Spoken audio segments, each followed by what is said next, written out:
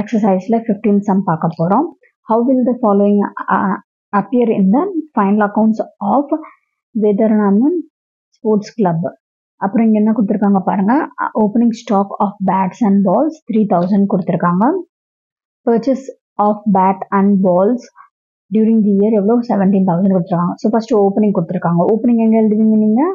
எக்ஸ்பெண்டிச்சருக்கு கீழே ஓப்பனிங் எழுதுவீங்க 3000. அப்புறம் நம்ம பர்ச்சேஸ் கொடுத்துருக்காங்க, அதை நம்ம என்ன பண்ணணும், ஆட் பண்ணணும் 17,000. ஸோ எடுத்து எழுதியாச்சு. ரெண்டுமே ஆட் பண்ணால் உங்களுக்கு 20,000 வரும். ஸோ நெக்ஸ்ட் லெஸ் இங்கே வந்து சேல் ஆஃப் ஓல்டு பேட்ஸ் கொடுத்துருக்காங்க, அதை நம்ம என்ன பண்ணோம், இதோட ஐட்டமாக இருக்குது. கரெக்டுங்களா? இந்த consumable item bad and ball ரிலேட்டடாக இருக்குது.